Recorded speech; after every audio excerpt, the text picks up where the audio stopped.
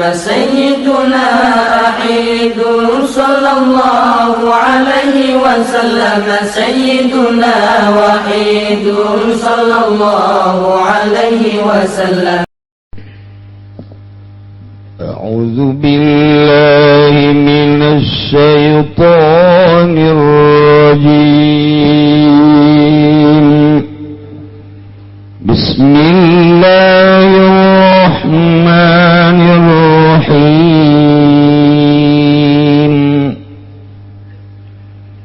يوم يجمع الله الرسل فيقول ماذا أجبتم قالوا لا علم لنا إنك أنت علام الغيوب. الله أعلم بمراده الkur. Yang sira Muhammad yauma yajma'ullah, dalam dina ngumpulkan bakal ngumpulkan sapa Allah ar-rasul ing pirang-pirang utusan huwa yaumul qiyamah utawi yaum yajma'u yauma yajma'ullah iku dina kiamat bayaqulu maka ngadawuh ya Allah lahum kadua rasul taubi wa khunlu qaumihim kena haranga memelek kadua kaum rasul maza ing lapan maza maya ujibatum ngapah sewiji ayat alladhi tegese kang ujibatum den subadanan sira kabeh bihi kalawan ladhi hina da'utum watun undang sira kabeh ila tauhid maring tauhid waktu ngajak sira kabeh maring tauhid kalu maka ngucap ya rasul kabeh la ilma lana orana nawaruhiku mawjud kadung sun sadaya bizalika kalawan mengkono ujibatum innaka insatuhna Tuhan anta Tuhan Allahul ghuyub kukang banget uningana ing pirang-pirang kang gaib magoba tegese barang kang gaib yang ma'anil ibadi saking pirang-pirang hamba zahaba anuhum alaihi lisyidati awli ilanganum saking rasul apa ilmu gitu ilmu apa waruhe inzalik lisyidati awlin kena sangat dipakai atau didapatkan lisyidati awli yaumil kiamati kena sangat pakai dina kiamah wa pasihim dan pungah pangehe iya rusul maya syaduna jadi karinya ekseni ya rusul kabeh wala annahum hingga tatasatuhuna rusul kabeh yaskununa ilma yaskuna iku kana barang kang meneng iya rusul kabeh sabada Gusti Allah dina ayat nyaritakeun permasalahan nu patali jeung dunia. Ayeuna Gusti Allah rek nyaritakeun nu patali jeung akhirat. Geus jadi adat dina Al-Qur'anul Karim, Gusti Allah mun nyaritakeun dunia kayak nyaritakeun akhirat. Mun nyaritakeun fase kafir kayak nyaritakeun mukmin. Nyaritakeun neraka kayak nyaritakeun surga. Kitu bae terus supaya urang teh tergugah. Kayak dek nyaritakeun masalah akhirat. Muhammad inget engke seluruh utusan bakal dipanggil ku Gusti Allah. Seluruh rasul bakal dipanggil ku Gusti Allah.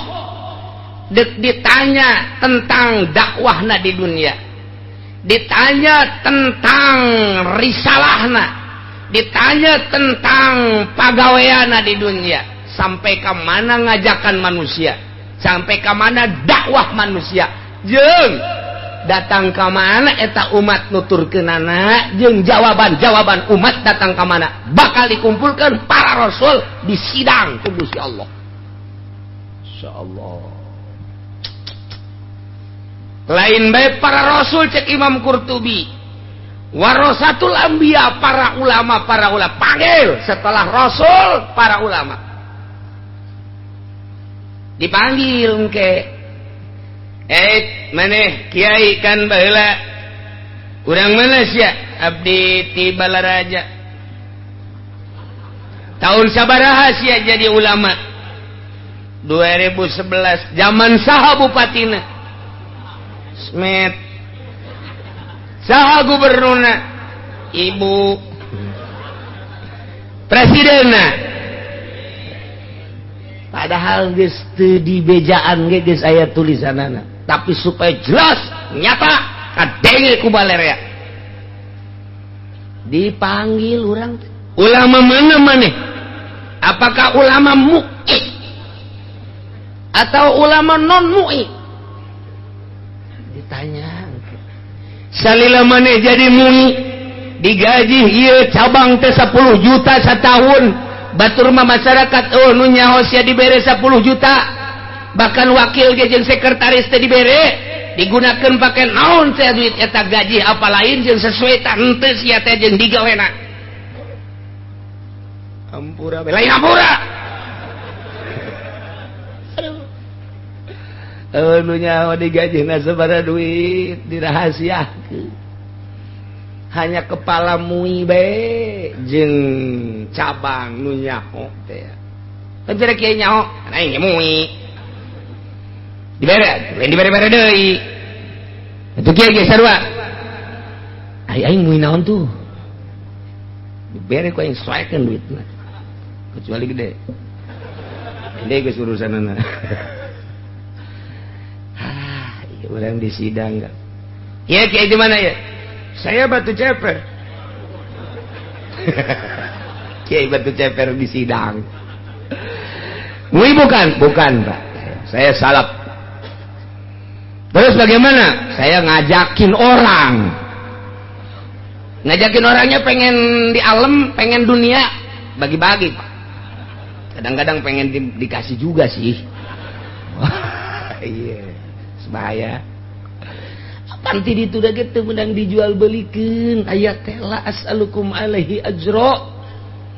Ulah sok ayat nu mahal pake neangan jang sekupi.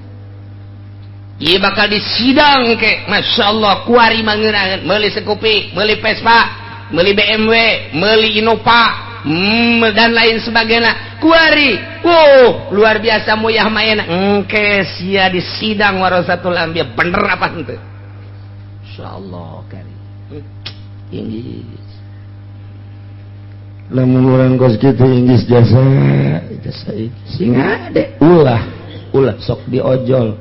Ayat nu mahal, ayat nu mulia, ayat nu indah. Ulah sok pake neangan secuil dunia. Boro leutik gede ge pan eta mah hina. Minta kapeungpeureumman mata hatena mun aya jelema dakwah nyeun pasantren tapi tujuanana jangan dunia, mata hatena kapeungpeureumman tama kos kitu. Engke tanggung jawab di hareupeun Allahna. Masyaallah berat ka bina-bina. Kuari mah we ngeunaheun. Ya Allah, ya Rabbi bantak kurang masantren hayang jadi kiai bae geus bahaya. Masantren hayang jadi kiai bae geus bahaya. Ulah komo tah mah hayang kabeuli anu. Aju aya nu ngeluh, ya kula mah jangan magaan ngaji can kabeulina naon? Blon. Dagang sih hayang kabeulina naon. Ulah nyaritakeun nyai aju teu kabeulina naon, dagang. Itu aya deui nu ngomong ki alhamdulillah Pak Kiai, kenapa? Hasil dakwah tuh buat pesantren, hasil dakwah saya lebihnya itu terus beli tanah lagi. Alhamdulillah katanya beli mobil ganti-ganti. Dakwah sih hasil apa segitu? Dakwah mah kieu alhamdulillah berkat dakwah saya cek si siang malingseng sekarang jadi masuk Islam. Eta hebat. Si Tegwan masuk Islam sekarang. Si Cunghin masuk Islam. Cungir masuk Islam. eta hebat gara dakwah beneran. Alhamdulillah masyarakat tadi teh bisa wudu kiai kuari alhamdulillah rarapi wuduna masyaallah bunga nu tadi teh bisa salat alhamdulillah marhaba aya marhaba kuari tadi teh aya muludan aya tah kitu alhamdulillahirabbil alamin eta hasil dakwah ngaranna teu ojol jeung nanaon lamun teu ojol jeung nanaon cara para wali terus bae marhaba para wali sanga terus ka Banten marhaba na teh terus bae lantaran teu hayang nanaon istuni ngembangkeun agama teh yauma yajma'ullahu rusula ingat yang Muhammadina poe Allah bakal ngumpulkan ke para rasul yani wa yaumul qiyamah poe tete poe kiamah dipanggil ku Gusti Allah seluruh para rasul paya kulo cek Gusti Allah laum ka para rasul nu dimaksud nama ieu teh deuk nyahinakeun deuk ngamemeleh ka kaumna nu teu iman teu nuturkeun ka ajakan-ajakan para rasul-rasul Allah Subhanahu wa ta'ala.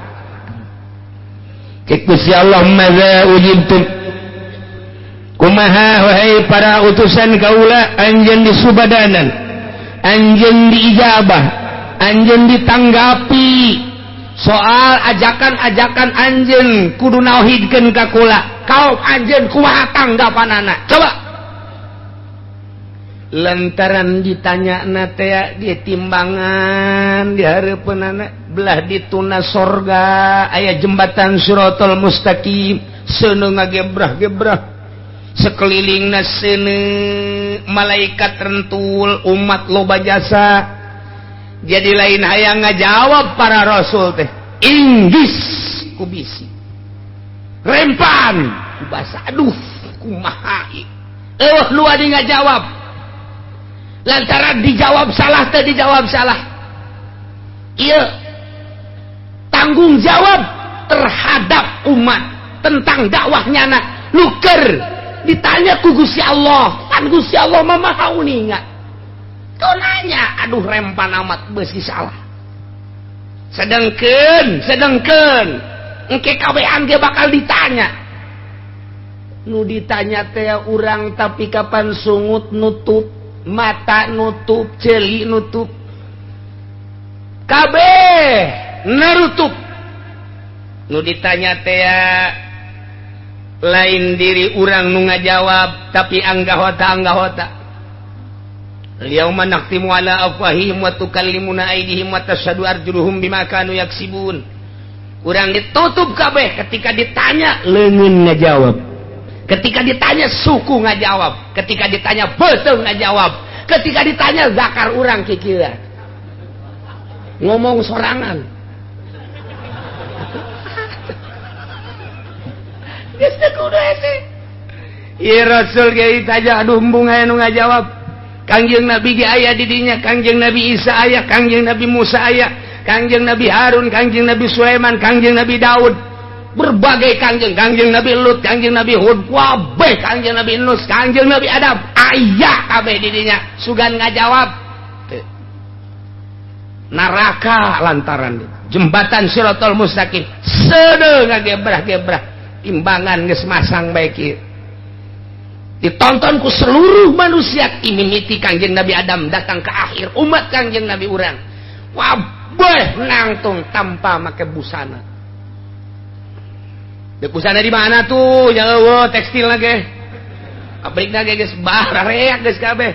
Terus nu make egle guys. Nu make guys, ataranjang guys kabeh. Masya Allah bayangkan coba hiji-hiji bakal jelema di sidang. Kecuali bangsa golongan musyrikin aya bendera musyrikin. Giring malaikat seuneu nu ngagiring lantaran arembung ka neraka. War kaditu neraka leuleuh tukang seuneu atuh mau tidak mau gebrus bendera kafirin berangkat ber ya singgol ya deka mana lumpat malaikat make mamawa seuneu ieu munafikin ieu bendera golkar aya di ditu. Caringin aya di ditu engke. Termasuk PDE aya di ditu engke. Masyaallah. Kanjeng Nabi diberi bendera ku Gusti Allah, dibikeun 7 bendera. Kanjeng Nabi diberi bendera hiji dibikeun ka Kanjeng ka Sayyidina Abu Bakar Siddiq bendera Siddiqin. Kedua dibikeun ka Sayyidina Umar bendera Adilin. Katilu dibikeun ka Sayyidina Utsman bendera kitu non Zahidin. Keopat bendera dibikeun ka Sayyidina Ali, kalima dibikeun ka Sayyidina Hamzah, terus ka genep, terus ka 7 bendera. Silakan pasangkeun umat kabeh nu golongan Siddiqin milu, nu golongan terus berbagai bendera. Anak buah Kanjeng Abu Bakar Siddiq ngebogaan bendera dibere ku Abu Bakar Siddiq ya, besi temahi bendera para ulama bendera tersebut dibikin ke hakna masing-masing. Jadi enggak ya kelompok-kelompok, hei itu rombongan mana cina itu? Mui. Berangkat, Masya Allah. Ngeri. Ngeyeweh nu bisa ngomong ditanya ku Gusti Allah, wahai para Rasul, maya ujibtum. Kumaha tanggapan umat anjeun? Kumaha jawaban umat anjeun? Kumaha reaksi umat anjeun ketika anjeun ngajak tauhidkeun ka kaula? Qalu cek para Rasulullah ilmalana teterang abdi mah maksud teterang teh lantaran atuh Gusti Maha Uning teh kudu nanya ka abdi cek para Rasul isin abdi bade tumaros. Besi abdi salah ngajawab Gusti, abdi teh pan diutus ku Gusti titah ngembankeun agama nauhidkeun ka Gusti, ngajakan ka umat bahwa abdi teh Rasul Gusti. Kaditu namanya ngagakeun ka Gusti sadaya-daya ja Gusti Maha Uninga. Aya buku-bukuna di para malaikat-malaikat. Abdi mah besi kacaletot nyarita Gusti la ilma lana, teu aya katerang abdi mah. Daya kanyaho Gusti hal eta mah ka ieu teh lain berarti bener-bener teh nyaho lain lantaran duladara beuh ka dieu neraka ka dieu seuneu ka dieu singgalebra seuneu Rasul bae saking ku sieuna teu daekeun ngajawab eta pangkat Rasul geus teu bisa ngajawab di BAP ku Gusti Allah lantaran rempan jasa sieun lain teh nyaho padahal mah Kanjeng Nabi ketika dianiaya ku Abu Jahal, Kanjeng Nabi Musa ketika dianiaya ku kaumna, Kanjeng Nabi Isa ketika diudag-udag ku Nasrani, kabeh ge nyararaho boga jawaban masing-masing. Ketika Kanjeng Nabi elu dikucilkeun ku kaumna, ketika Kanjeng Nabi elu diciduhan dicaci baki, nyarahun kabeh ge. Ketika Kanjeng Nabi Sulaiman hampir diusir ku kaumna, termasuk Kanjeng Nabi Daud. Ketika Kanjeng Nabi Daud ngadoakeun khusus ka Kanjeng Nabi Sulaiman sebagai putrana oge ka makhlukna tapi tetep makhlukna kaumna mencaci maki ka Kanjeng Nabi Daud baroga jawaban masing-masing tapi kabeh ngomongna serempak la ilma lana Gusti teu aya katerang abdi sieun ngaharepan Gusti urang oge kuari urang lamun sieun ka Gusti geus moal daek menta-menta acan sieun ka Gusti teh lantaran urang mah teu boga ilmu kasieun ka Gusti teh berani bae urang mah terus bae digawe encan menta mah geus terus bae salat kurang tapi menta malah mah nyawad ka Gusti asana kieu amat ka aing kurang beberean jadi ka aing mah aja hei salat henteu ai kos kituna di wada tinggal malaikat ya.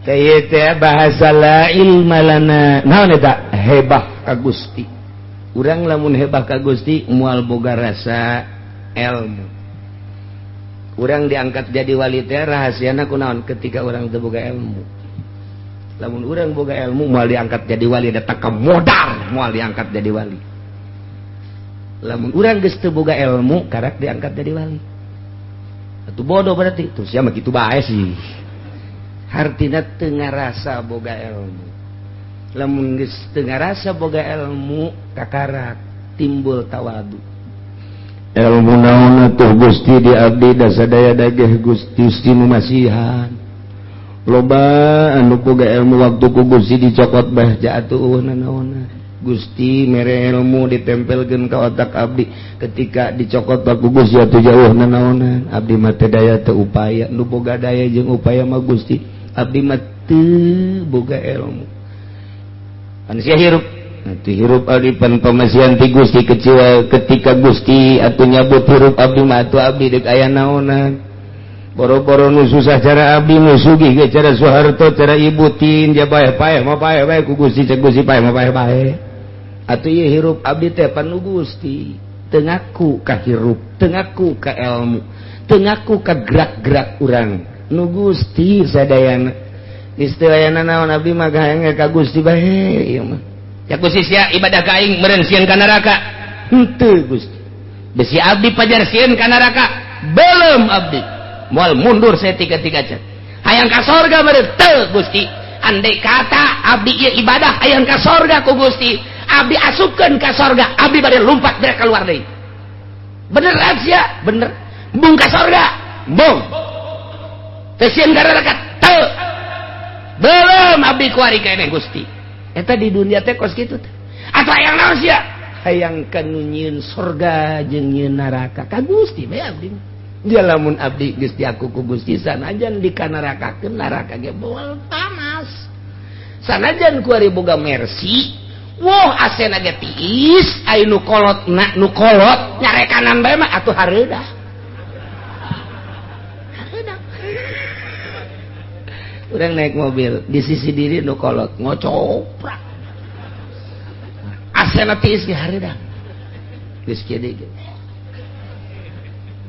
kayak ngomong deui geus lah hiji bae dua segala rupa ora riweuh asena untung teu nabrak ge untung teu nabrak asena digedekeun deui tah tina nomor 20 letikeun nomorna 18 hareudang teh emang urang teh neraka eta jero mobil teh neraka sebab naon aduh sekelilingna ieu AC tinggal AC tetep bae teu nyaman tapi lamun urang jeung nu kolot di jero mobil cak nu kolot teh ai kula malah atuh sapira jadi pendamping ge kapake andai kata atuh deuk balik mangga henteu balik ge teu nanaon abdi mah doakeun we kakak nu penting mah abdi mah ulah dicerai jeung deui atuh abdi mah hayang ka surga hayang menang ridho kakak masyaallah ya Karim Gunung Karang gede hate leuwih gede tibatan Gunung Karang waduh ieu mah rubiatul adawiyah sana ieu mah tis teu kudu make AC teu kudu tis mobil ge tis mobil ge Masya Allah rem ge ngadadak bagus henteu endut-endutan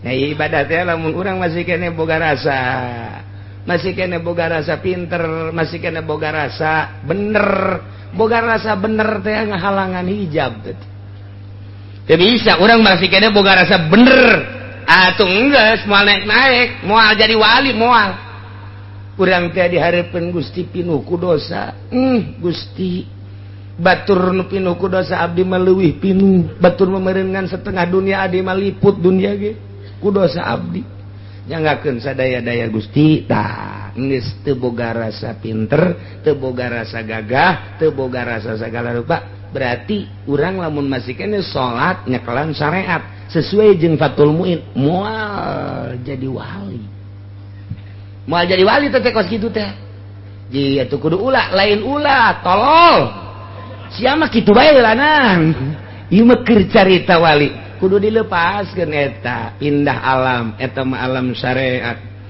urang kudu pindah tapi urang bersyariat tapi perasaanku dipindah tina syariat kok bisa kitu sih heran atuh pan tadina urang teu bogoh jadi bogoh pan pindah perasaan tadina mah di imah teh urang sorangan barang bogoh ka sarwiti urang cikup asa duaan bae diuk asa dua nangkara asa luhur nangkub asa handapeun masyaallah peureum asa kadeuleu beunta asa karasa tak eta teh perasaan nu kos kitu ketika urang diputuskeun cinta greget nu aya teh greget perasaan ngaranna tak ieu ka Gusti Allah teh ku perasaan lamun Gusti ngadamel langit Gusti ngadamel bumi di antara dadamelan Gusti teh abdi dihirupan ku Gusti atuh Gusti teh babarengan bae jeung abdi isin amat abdi mun nonton TV Gusti lantaran Gusti teh pan babarengan bae jeung abdi isin amat mun abdi ngeridit cak Gusti teh meureun sia ku hayang-hayang tinggalna dunia kok padahal mah bakal ditinggalkeun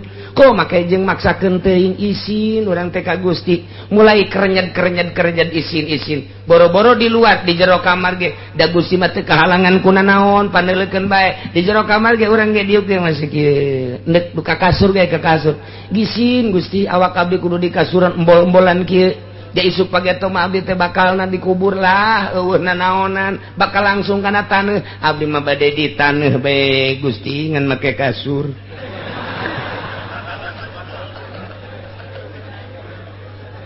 cak malaikat blon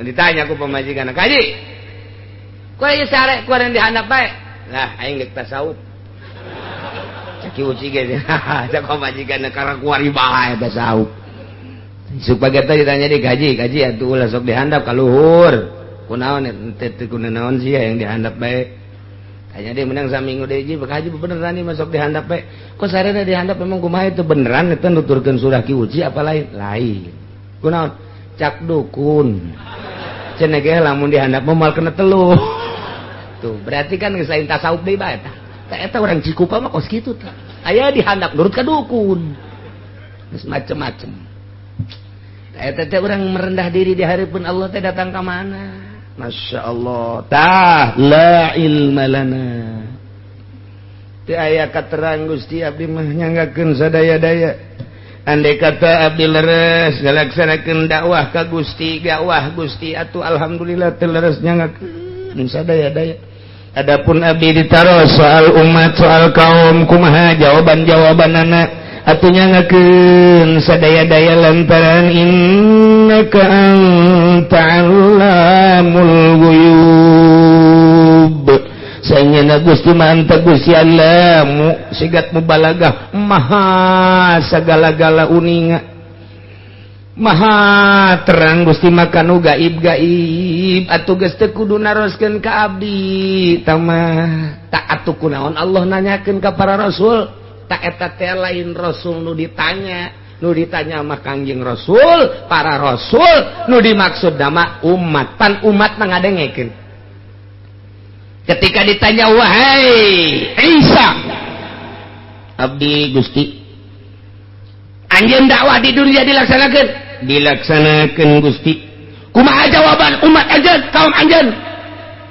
nyangakeun sadaya-daya abdi mah teu aya katerang upami ditaro soal umat abdi mah teu terang pan umat araya neuleukeun ngadengekeun ta eta teh umat nu boga perasaan nurut teu nurut ka Kangjeng Nabi Isa ngaku rasul ngaku nabi atau ngaku pangeran umat ta ieu teh nu dimaksud mah deuk ngamemeleh deuk ka jejeleh deuk ngisin ka umat para rasul padahal mah nu dijejeleh nama umatna nu ditanyana rasul nu ditanya rasulna tah ieu teh nu ditanya nambah Kangjeng Rasulna para rasul nu dimaksud nama deuk gacacar deuk kacaprok malaikat teh deuk jiksa umat da teu nurut kana ajakan para rasul begitu ditanya umat anu nurut mah pan ka para rasulna alhamdulillah ngacung ngajawab sorangan umat teh ya Allah abdi umat Kangjeng Nabi Isa abdi iman ka Kangjeng Nabi Isa bahwa Kangjeng Nabi Isa adalah utusan Gusti abdi nu pertama membela kana kadakwahan Isa alaihi salam cak anu sabagian deui Gusti abdi mah henteu abdi mah malah mangerankeun ka Isa teh pan bisa disebut pangeran pan aing pangeran mah Isa abdi Gusti mana di pangeran apakah bate ngaku pangeran abdillah ilmalana terang abdi manyangakeun bae coba umat bae nu ditanya tanya umat cak umat anu iman ka Kangjeng Nabi Isa ja Isa mah teu pernah ngaku pangeran ja Kangjeng Nabi Isa mah ngaku ge sebagai rasul sebagai utusan Gusti abdi nu percaya jeung abdi nu iman ai itu ngaku pangeran salah sih itu ngadu masyarakat jeung masyarakat antara P3 jeung Golkar ngadu teu kudu hese-hese ditanya rasulna umat nu ngembut iyalah nu bakal dimemeleh teh umatna tanya deh Kangjeng Nabi Isa cenah mana pernah ngaku ini Allah nyangakeun la ilma lana abdi mah teu terang ja abdi mah aya ge ini Abdullah kadengin aku nyana meureun ini Allah nyangakeun sadaya-daya cak umat teh pugunya lama ini Abdullah abdi iman jasa nya mah hamba Gusti cak anu mangerankeun ribut didinya ribut eta baget teu mah hisa tahun 2 tahun urang encan katanya encan Kangjeng Nabi Musa encan Kangjeng Nabi Harun encan Kangjeng Nabi Daud encan Kangjeng Nabi Sulaiman duh cak urang Cikupa urang mah pangpandeurina angel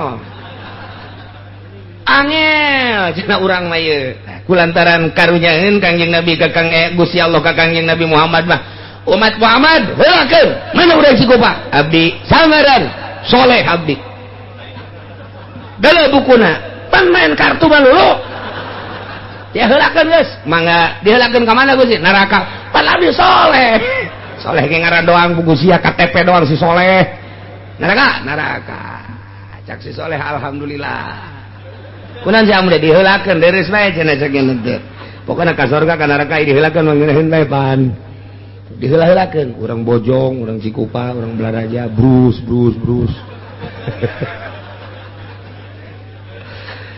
iya ngadenge kieu masyaallah rasul di BAP la ilma lana innaka anta 'allamul ghuyub sedengkeun wa nazana dina ayat sejen apa nabi-nabi teh nyaksian bakal umat-umat teh nyaksian ka para nabi-nabi tapi ieu nabi ieu rasul ditanya ku Gusti teu daekeun jadi saksi terhadap umatna lain teh nyaho lantaran kurempan jeung sieun tah cukup bae umat nangka nu ngembut sorangan dijejeleh engke ku malaikat mendak ka dieuna rek jaritakeun Kangjeng Nabi Isa rame ieu Kangjeng Nabi Isa boga kaistimewaan 8 nu mantak dipangerankeun ge ku umatna naon ieu ieu nu bakal ayatna khusus qala Allah ya Isa ibn Maryam wallahu a'lam